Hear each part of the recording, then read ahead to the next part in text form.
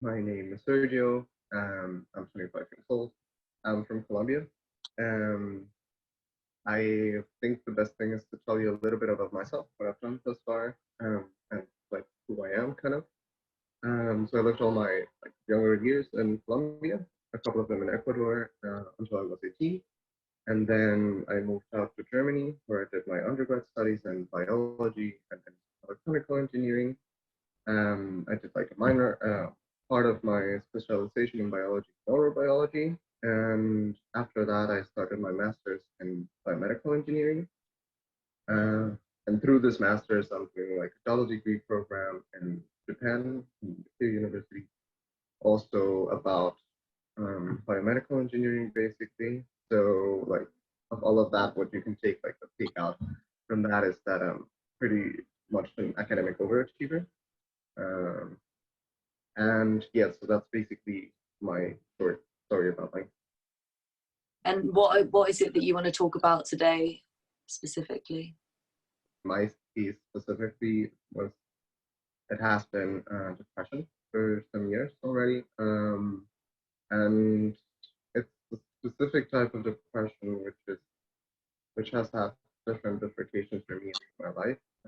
Firstly, I want to talk like I want to say about what I've suffered through it, but also my main point today is to talk about how to get to the point that you actually realize it is a thing and that you can talk about it and that it's okay that you have it, basically, because like that journey to accepting that um, I was like I had an illness, kind of, or I have an illness, it was not an easy journey. Was also not definitely clear to me back then, and I didn't necessarily want to believe it in because of how I grew up and because of like how society just treated it itself. Of course, there's different facets of uh, how a mental illness can uh, show itself in you. Basically, with me was that, um, of course, I had a lot of times where I just felt really bad, and I felt that I couldn't do much. That like at some point in my life, it also, at least in the last couple of 5, 6 years, it also took me to the point where I even wasn't sure if it's all worth it. Um, so it definitely had an impact on me in many different ways. Nobody knows about that. Easy even now to think about or to talk about. Um, and especially it was really hard because um, through all my life I've also been inculcated with this idea that first of all, as like uh, a hardworking person, I should be able to work under pressure and I should be able to do everything like um, doesn't matter what's happening, especially with a mental health issue, which is not like visible to everyone else. Then, as I've been a hard worker most of my life, my expectations were also that I still keep on doing that, although I didn't feel really good. And the second expectation, which mostly is bound to culture, but still it's there for me, was that as a man, like I wasn't expected to be really open to my feelings, but just mainly that I should be strong and that I should just power stuff. That there's no like sense for me in being weak towards my feelings. It's not actually a thing. And I think a lot that helped me like to realize that it's okay to feel this way, that it's okay to talk about it, that it's okay to feel like search for help, is the realization that we are all like human beings, and human beings per se are defective. We are not perfect, and especially our brains are perfect. They are not always under control. And then sometimes they can have a broken leg by themselves, and um, it's not necessarily your fault. Um, And sometimes you do need help to like heal that broken leg in your brain. Kind of a weird metaphor, but So that's basically how this journey has affected me. Um, of course, it had really, really bad moments, but I think the worst gone by. And since I've searched for help with professional, it has really been it's been really a journey to understand where it comes from and how to better cope with What do you wish that you were told earlier, or what advice would you give someone who's in the midst of it now? Well, first of all, I think, um, yeah, what I basically just said that the most important thing is to realize it's okay to feel and it's okay to think this or that way. Um, it's not that you are abnormal, it's not that you're less than others. That is never the case. The case is just you are like others. There's a lot of people who suffer from this, but it's hard to realize that it's okay to do it. Like it's okay because um, because it just can happen. Just times that it's not that like you fell and again you broke a leg or something so that it's visible to everyone, but it's something that in your brain didn't work out well. Some connections went not done well, and it just happens that now you feel the way that you feel, and it's okay to feel that way. And you shouldn't be like constricted by what everyone around you like tells you that it's to be a certain way. Like it's what I really thought, really hope that I would have been told sooner that it's okay to try to search for help and try to um, feel the actual feelings that you're feeling, and not to try to like just avoid getting into the matter because um, because you have to be strong outwardly because you don't yeah because you cannot show any type of emotions or because you have to be effective at work, efficient at work, or well in my case at studies. Um, so yeah, I guess that's what I would really like to be told sooner, um, that we are all humans and we all have not perfect brains, and that's okay. And that's okay. From that, you can start being more accepting about what you should do about yourself, and also maybe that other people could have the same problems as you are. So to increase the empathy between all of us. Mm. Yeah, I think that's really important. The part about finding other people who have been through your experiences and having that sense of community. Speaking about community and societies, I think you've lived in more than most people in only 25. So could you maybe give us some ideas about how mental health awareness and discourse and dialogue changes in your experience between these different societies? Definitely. Well, each society it's like its own bubble in a way. Definitely the Colombian society. It's or I could even talk about Latin America as a whole.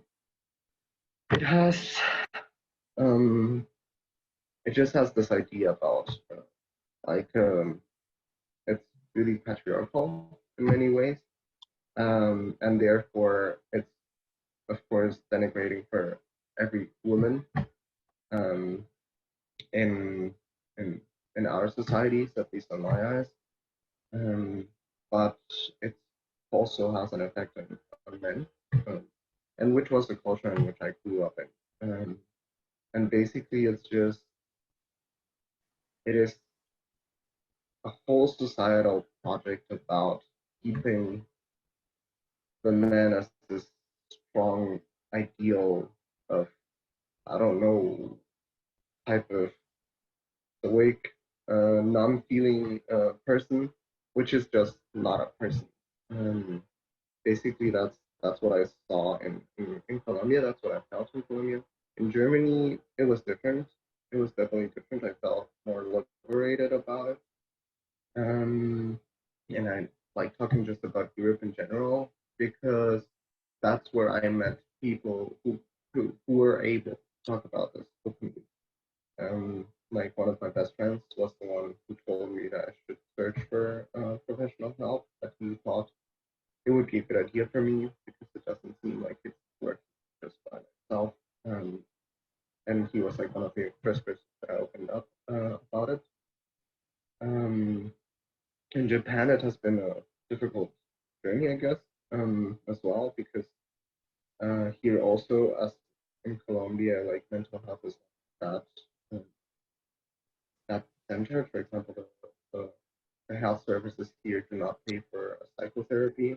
They just for they just pay for like a clinical um, like uh, clinical checkups have to be done, uh, but nothing as a psychotherapy, which, for example, in the case of Germany, they do at least a bit. But what I think it's important to tell about those different the cultures is that they come all from different places, and it makes it so hard to talk about it in every country or in every culture that's different. Um, I guess that in Colombia it was this idea about patriarchal, about men being strong. In Germany, I think it's more about efficiency. That made it kind of difficult to talk about it. Uh, Efficiency, but not efficiency. Yeah, like hard working. Oh, okay. exactly. Um, but it's still, I felt that it was a little bit less stigmatized than it was in Colombia. Like in my case, I haven't even told almost anyone from my Colombian counterparts about what I've been through. Um, but to be honest, also not that much. Like, and in Japan, it's also, I just have the feeling that it's different because um, like the societal point is just more concentrated on being a society, so the individual itself it's not that important. Yeah, and I think all of them together, it's still it doesn't feel accepted to have a mental illness as a part of someone, but it becomes like the whole personality. They become tagged either as depressive or either OCD or like a lot of like specific tags which you cannot get out of. And basically that's what I've seen, and that's what makes it also hard to talk about it because of course you are not just your illness, you are not just a broken leg if you pick leg, you're just not. I don't know, like it's not just that thing what makes you out, and that also makes it hard to like um, get over that point and to feel safe to talk about it because otherwise you'll just be stamped as this thing which is not necessarily all of it. Definitely. Yeah, I think that's been really, really, really helpful and offering really different perspectives to what we've heard so far. So thank you for sharing that with us. To close up, some final points about how do you think that we can continue to destigmatize these conversations and illnesses? Um, well, first of all, I think, of course, the problems that I talked about, like efficiency or societal, like efficiency or uh, patriarchal societies, Latin America, those are much bigger like problems that have to be addressed. They have like an influence on a lot of stuff, not just mental illness. But definitely that's a point that we have to work on. Um, but I think specifically for mental illness, the most important part that I feel is empathy. And I guess in my case, like um, when I didn't feel that I had, when I didn't know that I had like depression, I didn't feel for other people that could have it. I thought I was also the type of like a jolly type, like yeah, if you're feeling sad, you should just be happy, which is not always the case. So I guess it's important to have empathy to know that like our faulty brains are not always the best.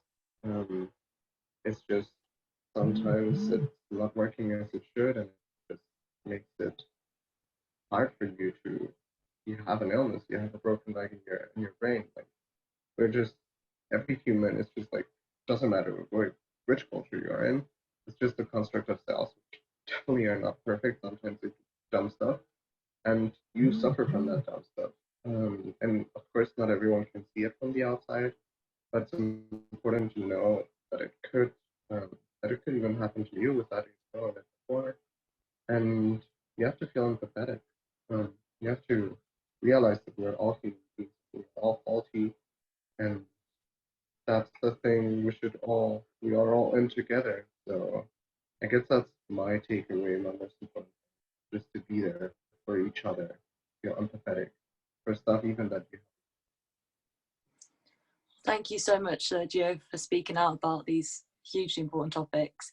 And yeah, thank you so much. No problem. Bye.